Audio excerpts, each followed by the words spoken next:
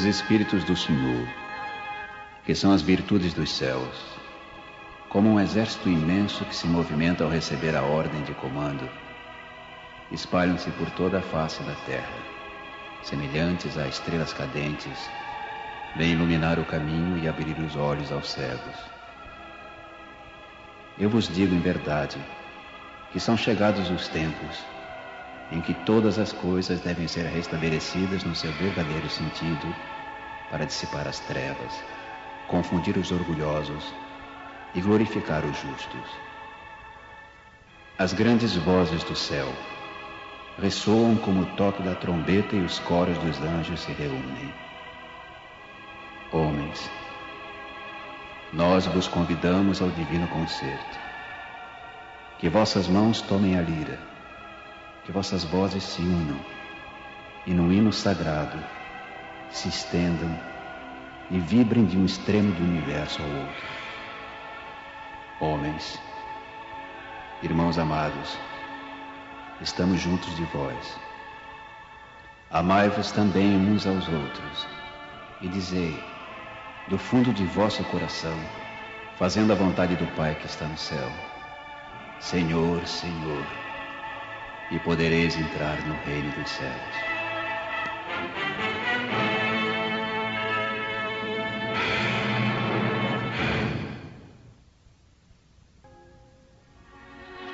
Podemos dividir as matérias contidas nos evangelhos em 5 partes. Primeiro, os atos comuns da vida do Cristo. 2, os milagres. 3, as profecias. 4, as palavras que serviram para o estabelecimento dos dogmas da Igreja. 5, o ensino moral. Se as 4 primeiras partes têm sido objeto de discussões, a última permanece inatacável. Diante desse código divino, a própria incredulidade se curva.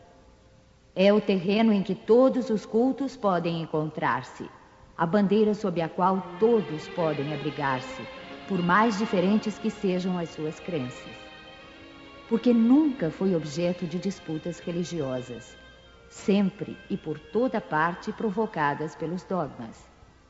Se o discutissem, as seitas teriam nele encontrado a sua própria condenação, porque a maioria delas se apegaram mais à parte mística do que à parte moral, que exige a reforma de cada um. Para os homens, em particular, é uma regra de conduta que abrange todas as circunstâncias da vida privada e pública, o princípio de todas as relações sociais fundadas na mais rigorosa justiça. É, por fim, e acima de tudo, o caminho infalível da felicidade a conquistar, uma ponta do véu erguida sobre a vida futura. É essa parte que constitui o objeto exclusivo desta obra. Todo o mundo admira a moral evangélica. Todos proclamam a sua sublimidade e a sua necessidade. Mas muitos o fazem confiando naquilo que ouviram ou apoiados em algumas máximas que se tornaram proverbiais, pois poucos a conhecem a fundo, e são menos ainda os que a compreendem e sabem tirar-lhe as consequências. A razão disso está, em grande parte, nas dificuldades apresentadas pela leitura do Evangelho, ininteligível para a maioria. A forma alegórica e o misticismo intencional da linguagem levam a maioria a lê-lo por desencargo de consciência e por obrigação, como leem as preces sem as compreender, o que vale dizer sem proveito. Os preceitos de moral espalhados no texto, misturados com as narrativas, passam desapercebidos. Torna-se impossível apreender o conjunto e fazê-los ao mesmo tempo objeto de leitura e meditação separadas. Fizeram-se, é verdade, tratados de moral evangélica, mas a adaptação ao estilo literário moderno tira-lhe a ingenuidade primitiva que lhe dá simultaneamente encanto e autenticidade. Acontece o mesmo com as máximas destacadas, reduzidas à mais simples expressão proverbial, que não passam então de aforismos, perdendo em valor e interesse pela falta dos acessórios e das circunstâncias em que foram dadas. Para evitar esses inconvenientes, reunimos nesta obra os trechos que podem constituir, propriamente falando, um código de moral universal, sem distinção de cultos. Nas citações, conservamos tudo o que era de utilidade ao desenvolvimento do pensamento, suprindo apenas as coisas estranhas ao assunto. Além disso, respeitamos escrupulosamente a tradução original de Sassi e a divisão por versículos. Mas, em vez de nos prendermos a uma ordem cronológica impossível e sem vantagem real em semelhante assunto, as máximas foram agrupadas e distribuídas metodicamente, segundo a sua natureza, de maneira a que umas se deduzam das outras tanto quanto possível. A indicação dos números de ordem dos capítulos e dos versículos permite recorrer à classificação comum, caso se julgue conveniente. Este seria um trabalho material, que por si só teria apenas utilidade secundária. O essencial era pô-lo ao alcance de todos pela explicação das passagens obscuras e o desenvolvimento de todas as suas consequências, com vistas à aplicação às diferentes situações da vida.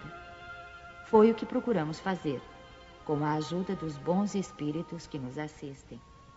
Muitas passagens do Evangelho, da Bíblia e dos autores sagrados em geral são ininteligíveis e muitas delas parecem absurdas por falta de uma chave que nos dê o seu verdadeiro sentido. Essa chave se encontra no Espiritismo, como já compreenderam os que estudaram seriamente a doutrina, e como ainda melhor se reconhecerá mais tarde. O Espiritismo aparece em toda parte, na antiguidade e em todas as épocas da humanidade. Em tudo encontramos os seus traços, nos escritos, nas crenças e nos monumentos. E é por isso que, se ele abre novos horizontes para o futuro, lança também uma viva luz sobre os mistérios do passado. Complementando cada preceito, damos algumas instruções escolhidas entre as que foram ditadas pelos espíritos em diversos países através de diferentes médiuns. Se essas instruções tivessem surgido de uma fonte única, poderiam ter sofrido influência pessoal ou do meio, enquanto a diversidade de origens prova que os espíritos dão os seus ensinamentos por toda parte e que não há ninguém privilegiado a esse respeito. Esta obra é para uso de todos. Cada qual pode nela encontrar os meios de conformar sua conduta à moral do Cristo. Os espíritas encontrarão, além disso, as aplicações que lhes concernem mais especialmente. Graças às comunicações estabelecidas de agora em diante de maneira permanente entre os homens e o mundo invisível, a lei evangélica, ensinada a todas as nações pelos próprios espíritos, não será mais letra morta, porque cada qual a compreenderá e será incessantemente solicitado a pô-la em prática pelos conselhos de seus guias espirituais. As instruções dos espíritos são verdadeiramente as vozes do céu que vêm esclarecer os homens e convidá-los à prática do Evangelho.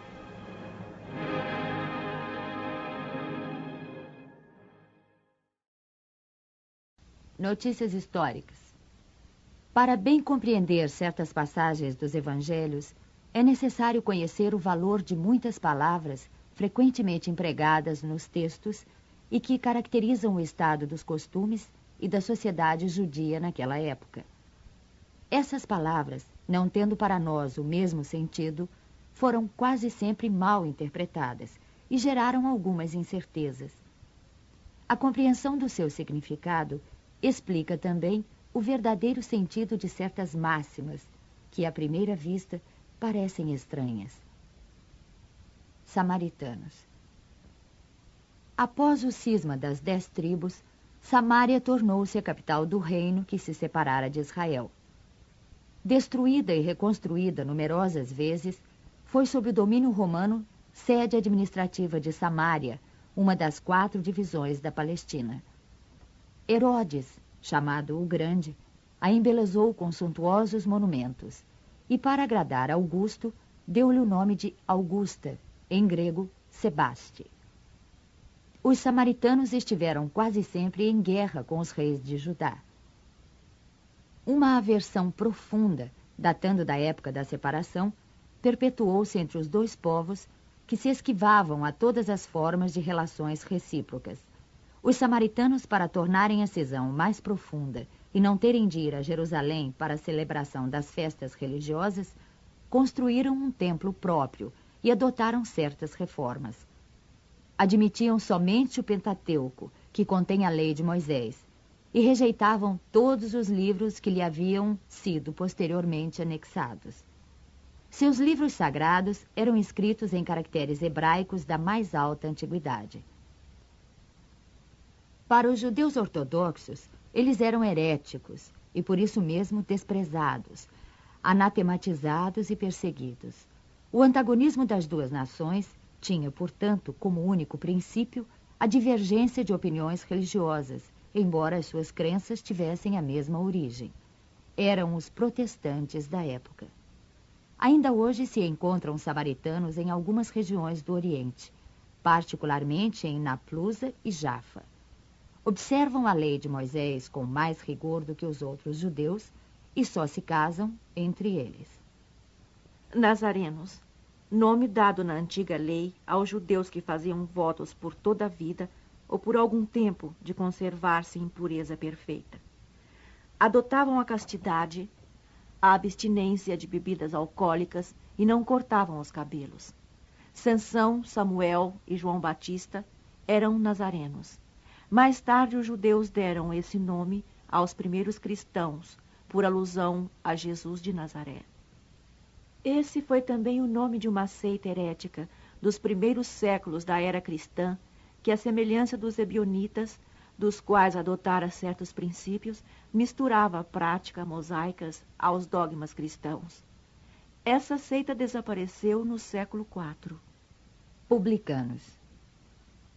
Eram assim chamados, na Roma antiga, os cavalheiros arrendatários das taxas públicas, encarregados da cobrança dos impostos e das rendas de toda a espécie, fosse na própria Roma ou em outras partes do Império.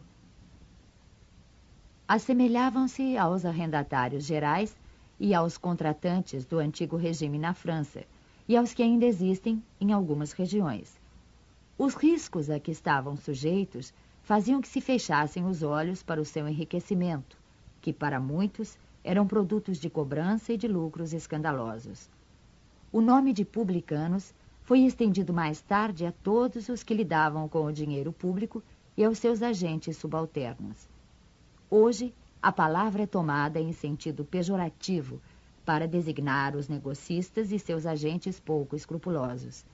Às vezes dizemos ávido como um publicano, rico como um publicano, referindo-nos a fortunas de má procedência. Durante a dominação romana, o imposto foi o que os judeus mais dificilmente aceitaram e o que mais causava irritações entre eles. Provocou numerosas revoltas e foi transformado numa questão religiosa, porque era considerado como contrário à lei. Chegou-se mesmo a formar um partido poderoso que tinha por chefe um certo Judas, chamado Gaulonita, que estabelecera como princípio o não pagamento do imposto. Os judeus tinham um horror ao imposto e, por consequência, a todos os que se encarregavam de arrecadá-lo. Esse o motivo de sua aversão pelos publicanos de todas as categorias, entre os quais se podiam encontrar pessoas estimáveis, mas que, em virtude de suas funções, eram desprezadas juntamente com as pessoas de suas relações, todas confundidas na mesma repulsa. Os judeus bem considerados julgavam comprometer-se ao manter relações íntimas com eles. Peageiros eram os cobradores inferiores encarregados de receber o pagamento para entrada nas cidades. Suas funções correspondiam mais ou menos à dos funcionários aduaneiros e dos cobradores de taxas sobre mercadorias. Sofriam também a reprovação aplicada aos publicanos em geral.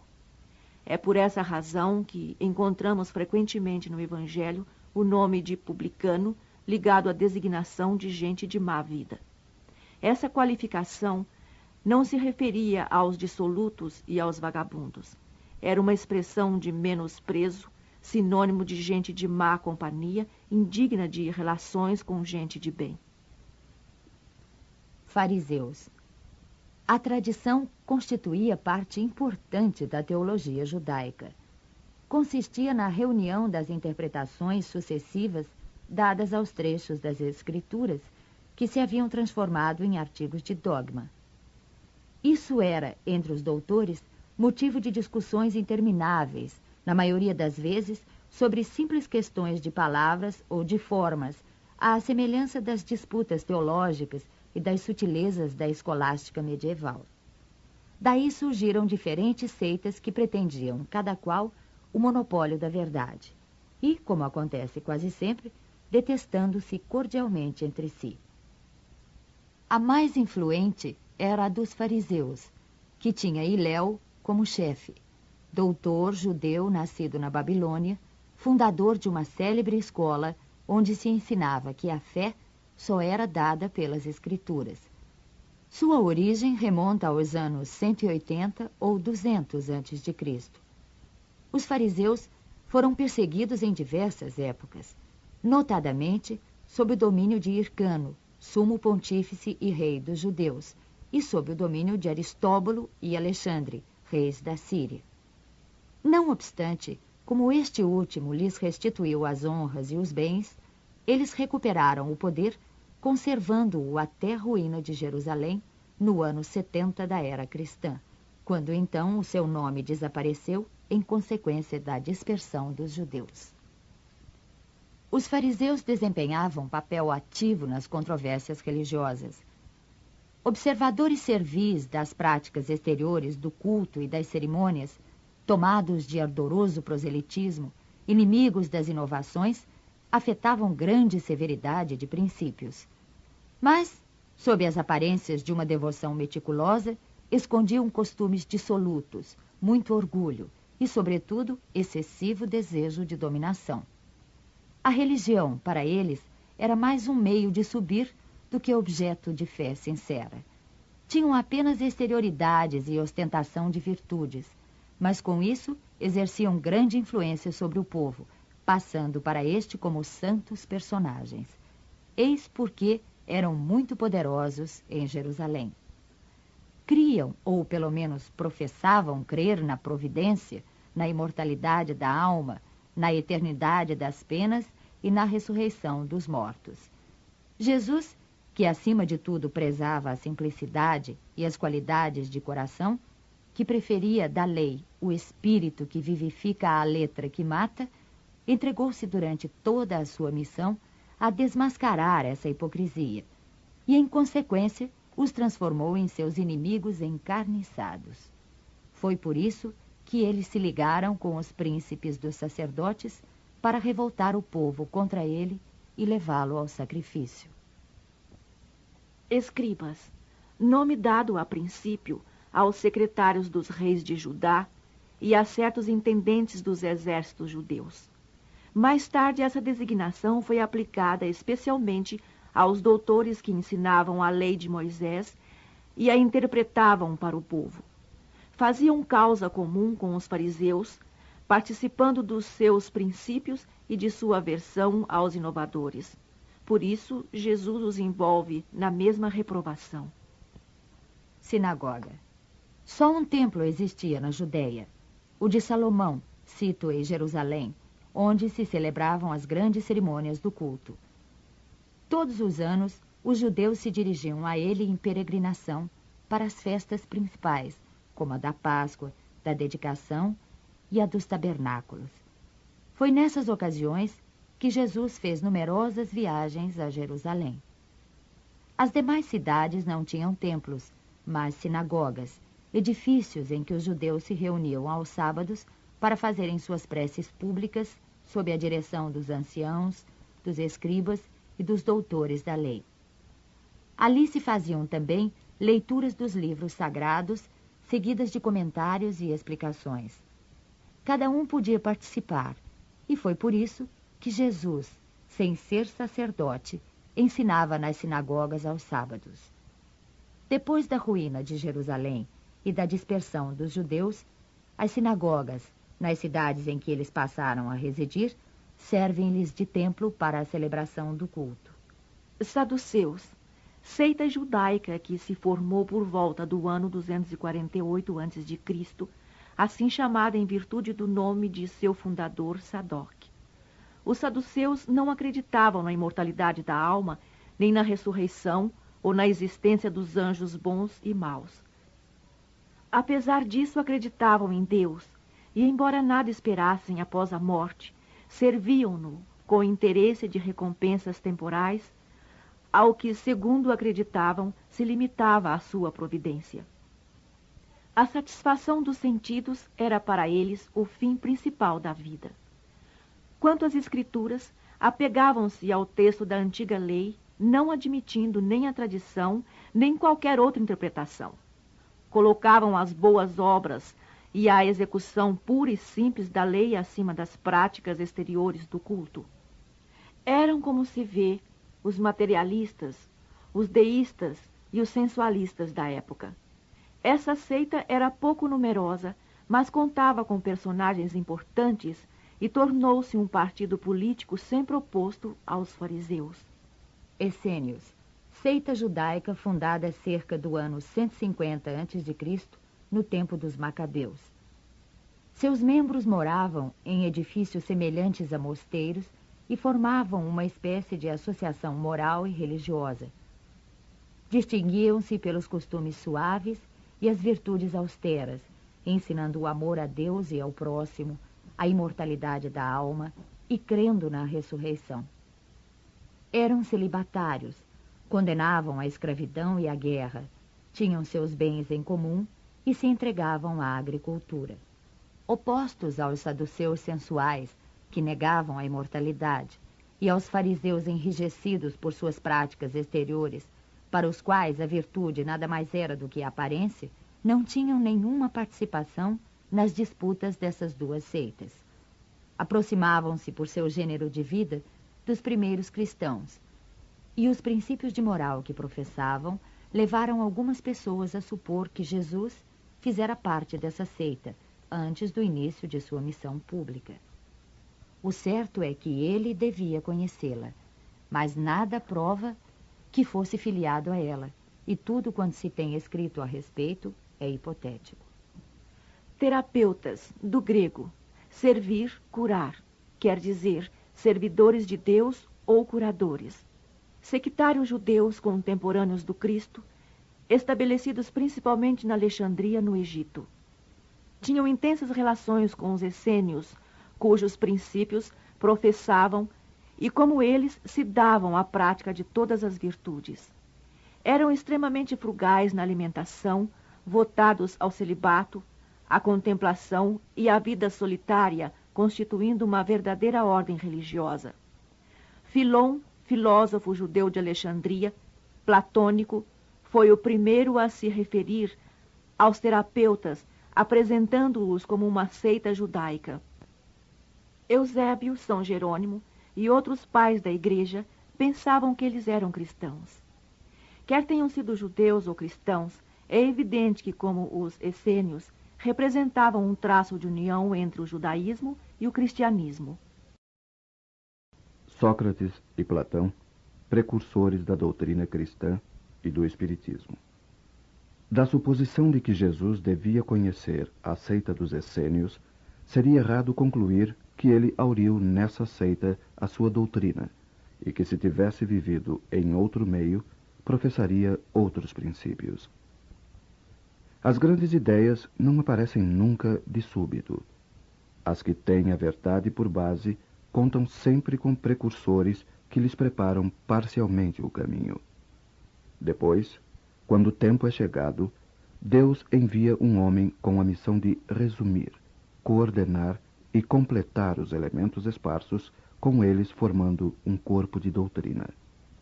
Dessa maneira, não tendo surgido bruscamente, a doutrina encontra, ao aparecer, espíritos inteiramente preparados para a aceitar.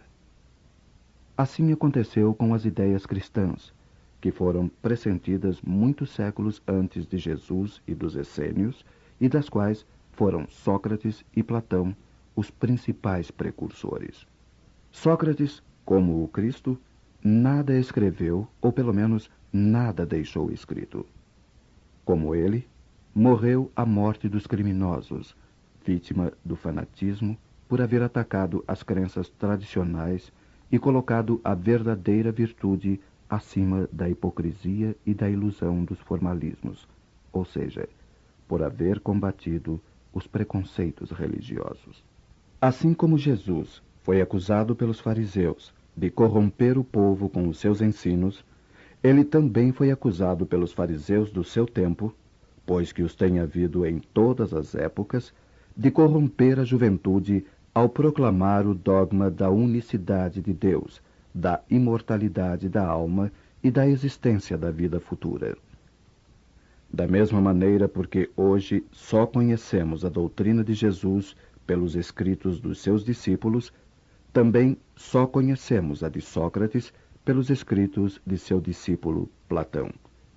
Consideramos útil resumir aqui os seus pontos principais para demonstrar sua concordância com os princípios do cristianismo. Aos que encarassem este paralelo como uma profanação, pretendendo não ser possível haver semelhanças entre a doutrina de um pagão e a do Cristo, responderemos que a doutrina de Sócrates não era pagã, pois tinha por finalidade combater o paganismo, e que a doutrina de Jesus, mais completa e mais depurada que a de Sócrates, nada tem a perder na comparação. A grandeza da missão divina do Cristo não poderá ser diminuída. Além disso, trata-se de fatos históricos que não podem ser escondidos. O homem atingiu um ponto em que a luz sai por si mesma debaixo do alqueire e o encontra maduro para a enfrentar. Tanto pior para os que temem abrir os olhos. É chegado o tempo de encarar as coisas do alto, com amplitude, e não mais do ponto de vista mesquinho e estreito dos interesses de seitas e de castas. Estas citações provarão, além disso, que se Sócrates e Platão pressentiram as ideias cristãs, encontram-se igualmente na doutrina de ambos os princípios fundamentais do Espiritismo. Resumo da doutrina de Sócrates e Platão. O homem é uma alma encarnada. Antes de sua encarnação, ela existia junto aos modelos primordiais, as ideias do verdadeiro, do bem e do belo. Separou-se delas ao encarnar-se e, lembrando seu passado, sente-se mais ou menos atormentada pelo desejo de a elas voltar. Não se pode enunciar mais claramente a distinção e a independência dos dois princípios, o inteligente e o material. Além disso, temos aí a doutrina da pré-existência da alma, da vaga intuição que ela conserva, da existência de outro mundo ao qual aspira, de sua sobrevivência à morte do corpo, de sua saída do mundo espiritual para encarnar-se e da sua volta a esse mundo após a morte. É, enfim, o germe da doutrina dos anjos decaídos. A alma se perturba e se confunde quando se serve do corpo para considerar algum objeto. Sente vertigens, como se estivesse ébria, porque se liga a coisas que são, por sua natureza, sujeitas a transformações. Em vez disso, quando contempla sua própria essência, ela se volta para o que é puro, eterno, imortal, e sendo da mesma natureza, permanece nessa contemplação tanto tempo quanto possível.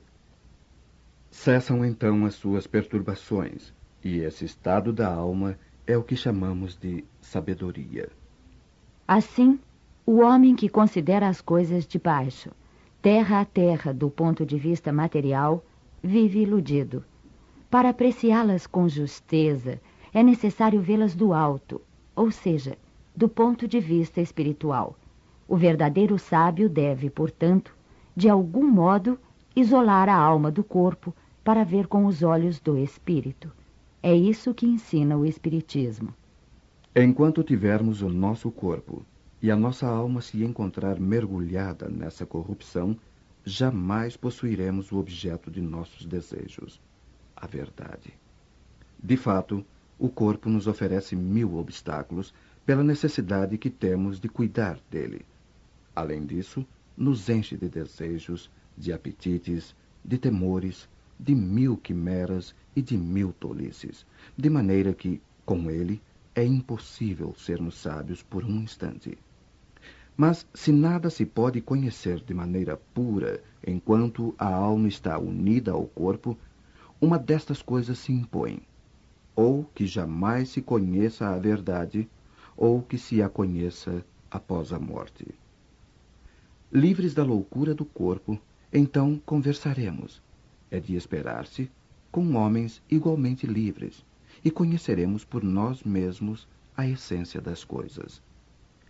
Eis porque os verdadeiros filósofos se preparam para morrer, e a morte não lhes parece de maneira alguma temível.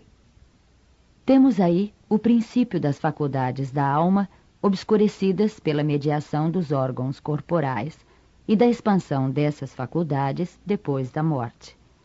Mas trata-se aqui das almas evoluídas, já depuradas. Não acontece o mesmo com as almas impuras.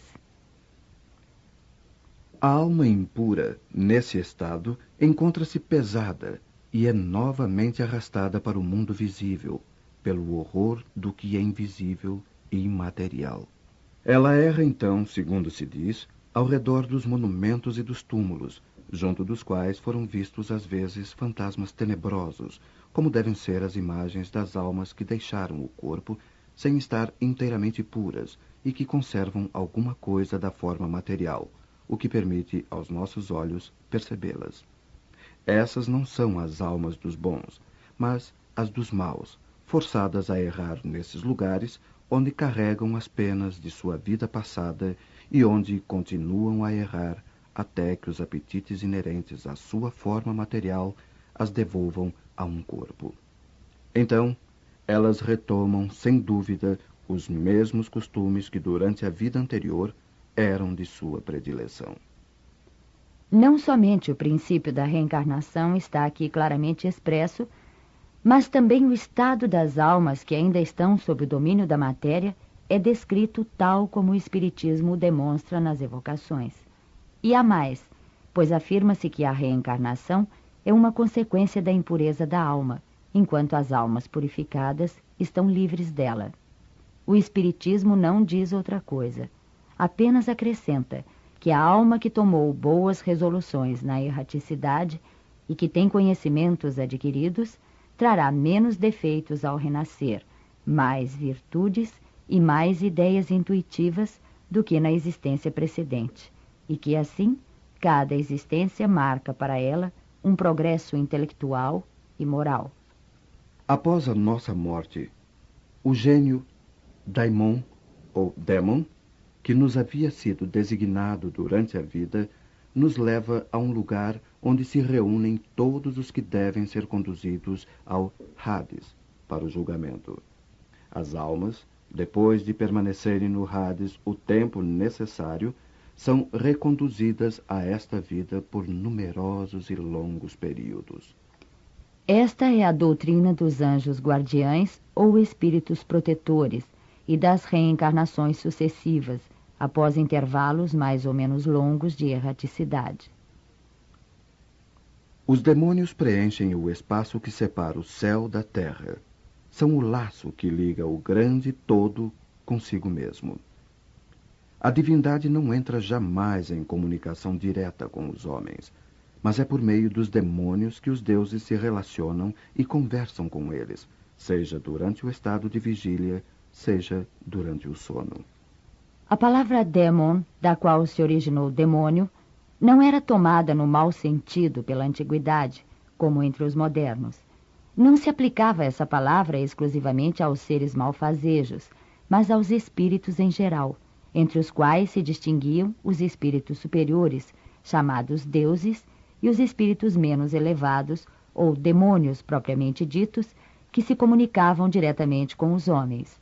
O Espiritismo ensina também que os espíritos povoam o espaço, que Deus não se comunica com os homens, senão por intermédio dos espíritos puros, encarregados de nos transmitir a sua vontade, que os espíritos se comunicam conosco durante o estado de vigília e durante o sono.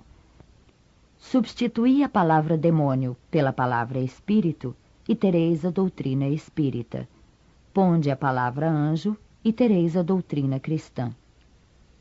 A preocupação constante do filósofo, tal como compreendem Sócrates e Platão, é a de ter o maior cuidado com a alma, menos em vista desta vida, que é apenas um instante, do que em vista da eternidade.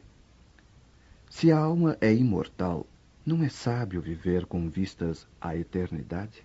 O cristianismo e o espiritismo ensinam a mesma coisa. Se a alma é imaterial, ela deve passar, após esta vida, para um mundo igualmente invisível e imaterial, da mesma maneira que o corpo, ao decompor-se, retorna à matéria. Importa somente distinguir bem a alma pura, verdadeiramente imaterial, que se nutre, como Deus, de ciência e de pensamento, da alma mais ou menos manchada de impurezas materiais, que a impedem de elevar-se ao divino, retendo-a nos lugares de sua passagem pela terra. Sócrates e Platão, como se vê, compreendiam perfeitamente os diferentes graus de desmaterialização da alma. Eles insistem sobre as diferenças de situação que resultam, para ela, de sua maior ou menor pureza. Isso que eles diziam por intuição, o Espiritismo o prova pelos numerosos exemplos que nos põe diante dos olhos. Se a morte fosse a dissolução total do homem, isso seria de grande vantagem para os maus, que após a morte estariam livres, ao mesmo tempo, de seus corpos, de suas almas e de seus vícios. Aquele que adornou sua alma, não com enfeites estranhos, mas com os que lhe são próprios, ele somente poderá esperar com tranquilidade a hora de sua partida para o outro mundo. Em outros termos, quer dizer que o materialismo, que proclama o nada após a morte, seria a negação de toda responsabilidade moral ulterior e, por conseguinte, um estímulo ao mal, que o malvado tem tudo a ganhar com o nada, que o homem que se livrou dos seus vícios e se enriqueceu de virtudes é o único que pode esperar tranquilamente o despertar na outra vida. O Espiritismo nos mostra, pelos exemplos que diariamente nos põe ante os olhos, quanto é penosa para o malvado a passagem de uma para a outra vida, a entrada na vida futura. O corpo conserva os vestígios bem marcados dos cuidados que se teve com ele ou dos acidentes que sofreu. Acontece o mesmo com a alma. Quando ela se despoja do corpo, conserva os traços evidentes de seu caráter, de seus sentimentos e as marcas que cada um dos seus atos lhe deixou. Assim, a maior desgraça que pode acontecer a um homem é a de ir para o outro mundo com uma alma carregada de culpas. Tu vês, Cállicles, que nem tu, nem Polos, nem Górgias poderíeis provar que se deve seguir outra vida que nos seja mais útil quando formos para lá. De tantas opiniões diversas, a única que permanece inabalável é a de que mais vale sofrer que cometer uma injustiça, e que, antes de tudo, devemos aplicar-nos, não a parecer, mas a ser um homem de bem. Aqui se encontra outro ponto capital, hoje confirmado pela experiência, segundo o qual a alma não purificada conserva as ideias, as tendências, o caráter e as paixões que tinha na terra. Esta máxima, mais vale sofrer do que cometer uma injustiça, não é inteiramente cristã? É o mesmo pensamento que Jesus exprime por esta figura. Se alguém te bater numa face, oferece-lhe a outra.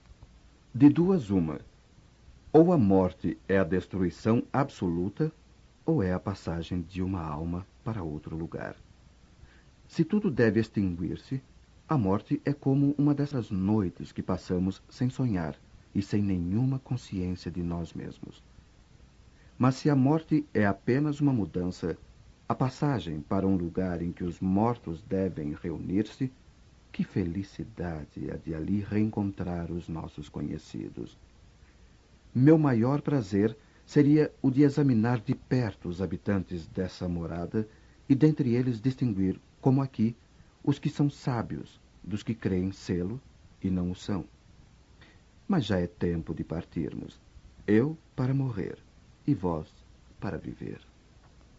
Segundo Sócrates, os homens que viveram na Terra encontram-se depois da morte e se reconhecem. O Espiritismo nos mostra continuando suas relações, de tal maneira que a morte não é uma interrupção, nem uma cessação da vida, mas uma transformação sem solução de continuidade.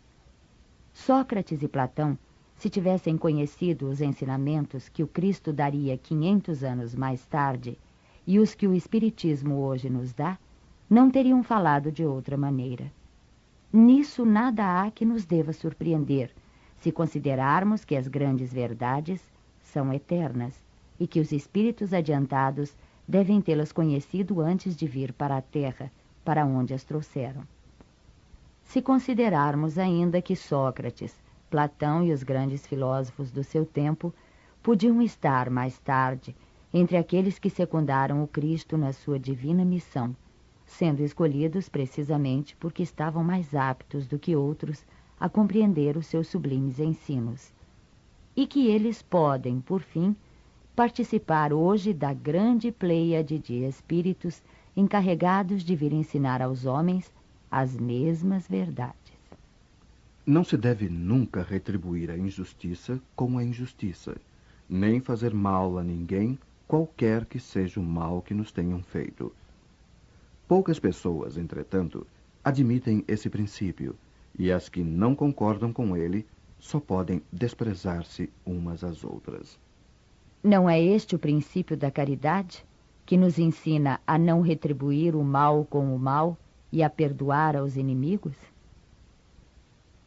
É pelos frutos que se conhece a árvore. É necessário qualificar cada ação segundo o que ela produz. Chamá-la má quando a sua consequência é má, e boa quando produz o bem. Esta máxima, é pelos frutos que se reconhece a árvore, encontra-se textualmente repetida muitas vezes no Evangelho. A riqueza é um grande perigo. Todo homem que ama a riqueza não ama nem a ele, nem ao que possui, mas a uma coisa que é ainda mais estranha do que aquilo que ele possui. As mais belas preces e os mais belos sacrifícios agradam menos à divindade do que uma alma virtuosa que se esforça por assemelhar-se a ela. Seria grave que os deuses se interessassem mais pelas nossas oferendas do que pelas nossas almas. Dessa maneira, os maiores culpados poderiam conquistar os seus favores.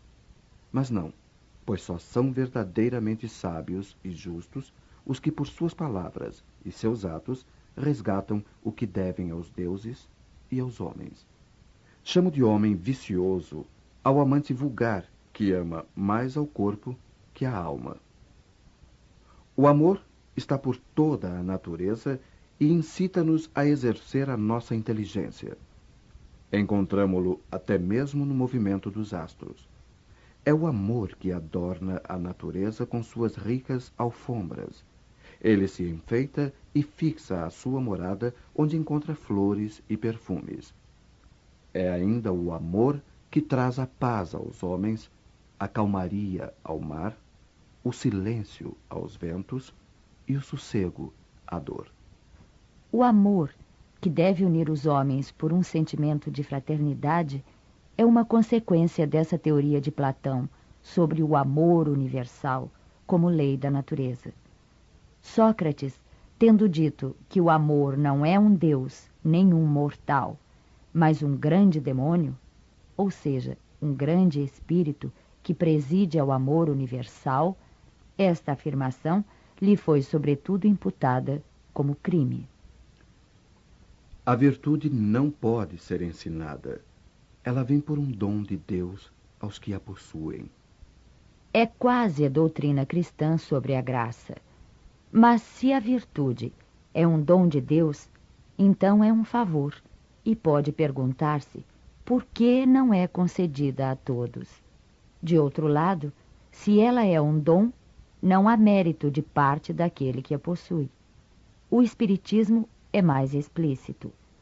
Ele ensina que aquele que a possui a adquiriu pelos seus esforços nas vidas sucessivas, ao livrar-se pouco a pouco das suas imperfeições. A graça é a força que Deus concede a todo homem de boa vontade para se livrar do mal e fazer o bem. Há uma disposição natural em cada um de nós para nos apercebermos bem menos dos nossos defeitos do que dos defeitos alheios. O Evangelho diz: vês a aresta no olho do teu irmão e não vês a trave no teu? Se os médicos fracassam na maior parte das doenças, é porque tratam do corpo sem a alma, e porque, se o todo não se encontra em bom estado, é impossível que a parte esteja bem. O Espiritismo oferece a chave das relações entre a alma e o corpo e prova que existe incessante reação de um sobre o outro. Ele abre, assim, novo caminho à ciência, mostrando-lhe a verdadeira causa de certas afecções, dá-lhe os meios de combatê-las. Quando ela levar em conta a ação do elemento espiritual na economia orgânica, fracassará menos. Todos os homens, desde a infância, fazem mais mal do que bem. Estas palavras de Sócrates tocam à grave questão da predominância do mal na Terra, questão insolúvel sem o conhecimento da pluralidade dos mundos e do destino da Terra, onde se encontra apenas uma pequena fração da humanidade.